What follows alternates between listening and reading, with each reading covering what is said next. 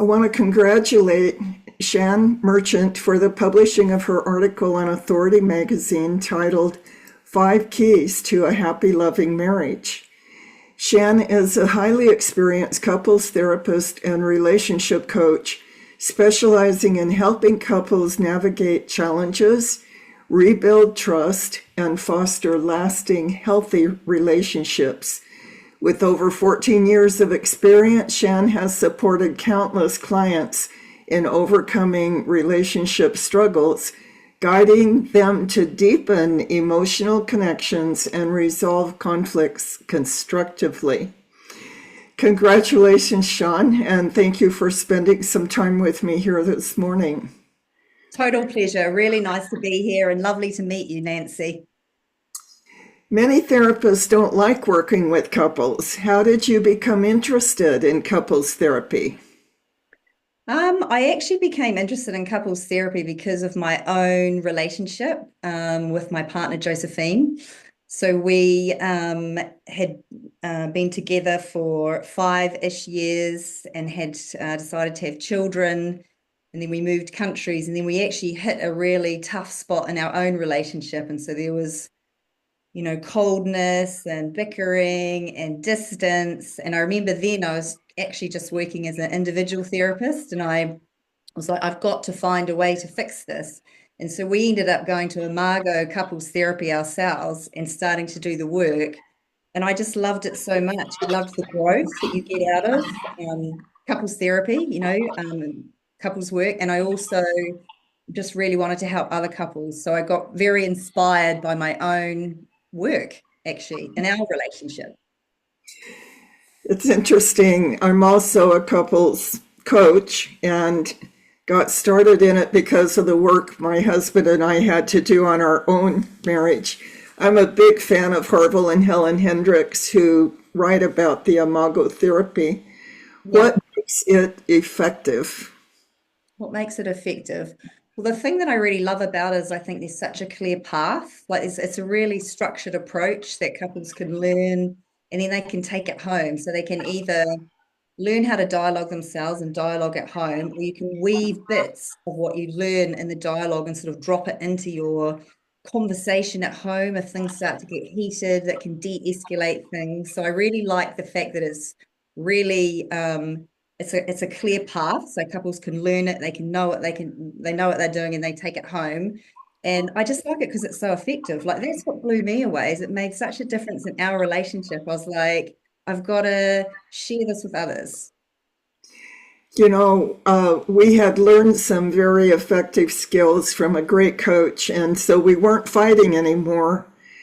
But when we read How to Get the Love You Want by Harville Hendricks and practiced the exercises, it took our relationship to a whole new level and Yeah. gave such a great appreciation for how perfectly we had chosen each other. Yes. Yeah. Yeah. No coincidence while you're together. Yeah. Why do couples believe that marriage shouldn't be hard work? I don't know actually, and it's so bizarre because it's like this myth that everyone believes is that they think that love should be effortless and a relationship should be effortless. And the hard bit is actually finding someone and getting into a relationship. And once I'm in, I don't have to do anything, and I can sort of like stay and coast and not have to do any work, look at myself. So it's just sort of that myth that for some reason everyone seems to have adopted. I mean, what do you think, Nancy? I agree with you that the myth is that love is enough, and it isn't. Yeah, yeah, It isn't enough. Love and commitment aren't even enough. In fact, what I've begun to formulate in my coaching is that it takes a third, like love and commitment are like two legs of a three-legged stool. And yeah. leg, in my opinion, I call respect, but it's like Mhm. how to treat each other respectfully even when we disagree. Yeah, It doesn't matter. Disagreements are not the cause of breakups. Disrespect is the cause of breakups. yeah, yeah. And I also think to add one more, so my stool's going to have four legs on it. And that would be appreciation Oh, because like that's a absolutely. gratitude, looking for finding things to be grateful for in my partner, which then when I see it, speak it, it starts to grow that energy in me, and then they get to hear it, and it's just this thing that just this energy that just grows. And I think that's so important. And people dismiss it because they think it's just so obvious that actually it's not going to have this big powerful effect. Yes. It's so essential. Whatever we pay attention to grows. Yeah, yeah. What are some common conflicts that you hear about in your practice?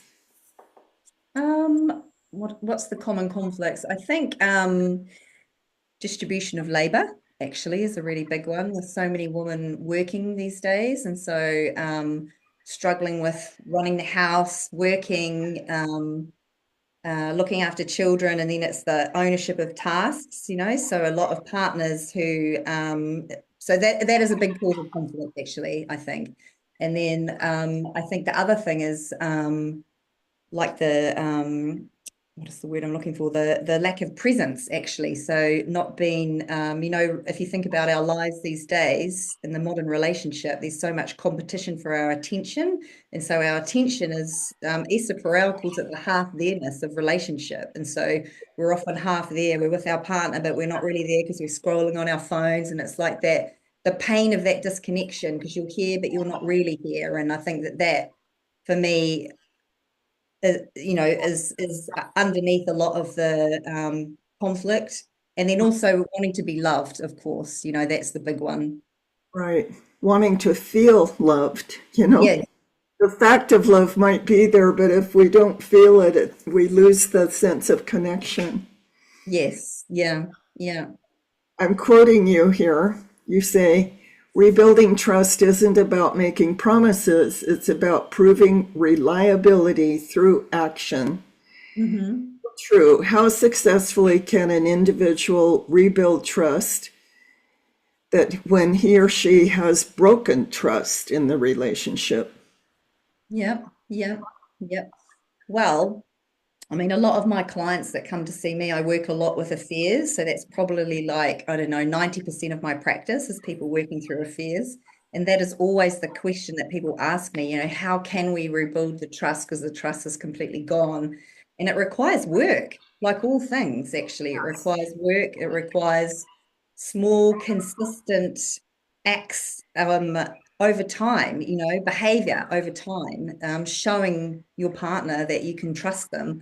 And then also, I believe that it's around the quality of the listening as well. So a lot of trust is rebuilt in the therapy room from me being the partner that perhaps is the affair partner, and I broke the monogamy agreement and I broke the trust in our relationship, really showing up in the quality of my listening. So I'm not dismissing or trying to hurry you up, but I'm really super present.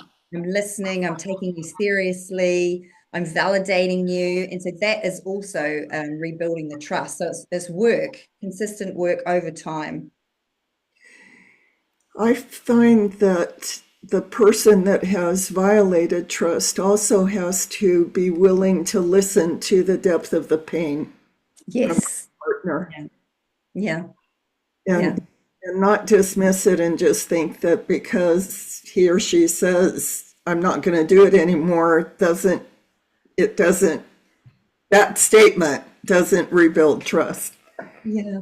Yeah.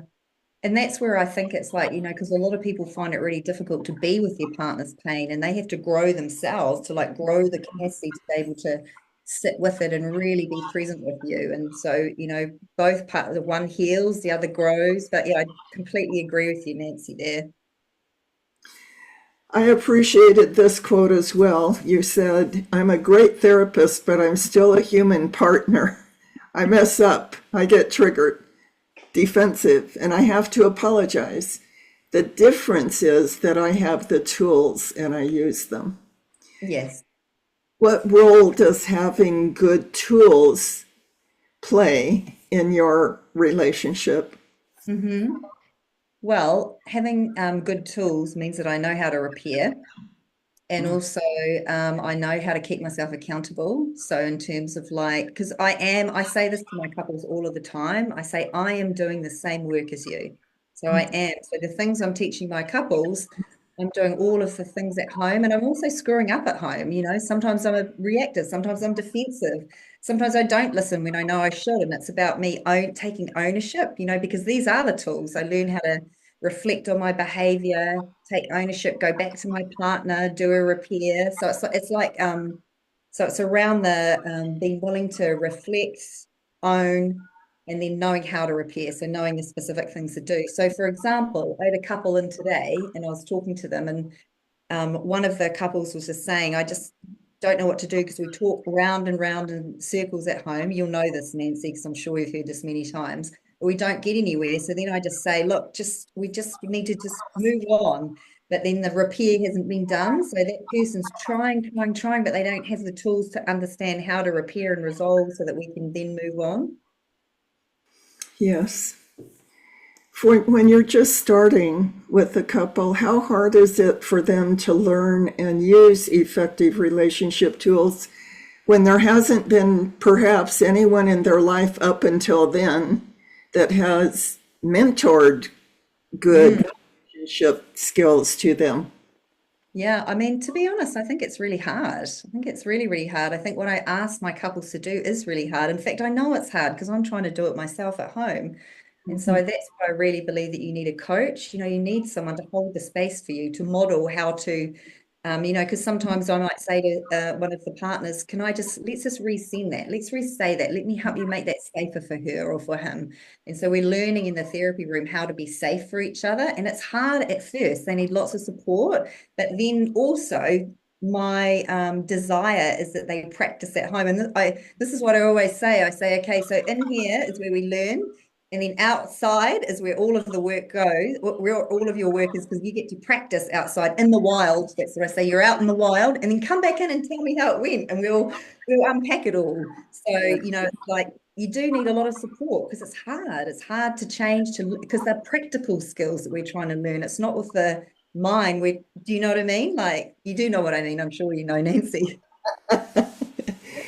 Well, I think when most of us did not grow up in a home where respectful, effective communication tools were modeled for us. So the complaint I get from couples is this feels weird, it doesn't feel natural.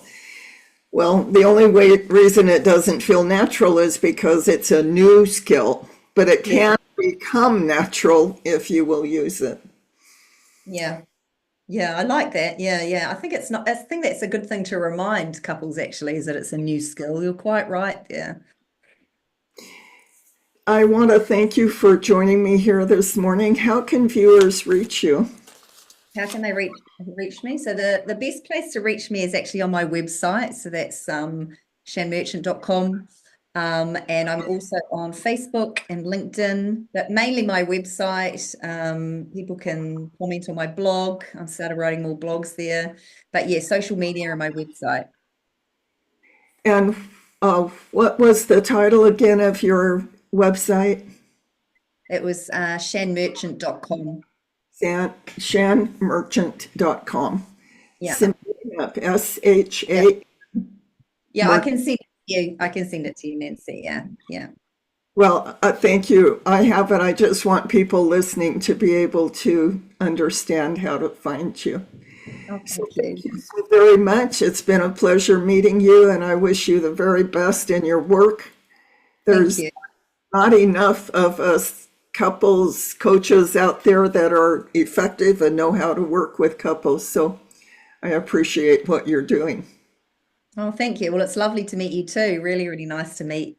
I also saw that you've got a background in spiritual psychology because I studied psychosynthesis when I began. And I was like, oh, we've got a bit of a similar background. So it was nice to read that.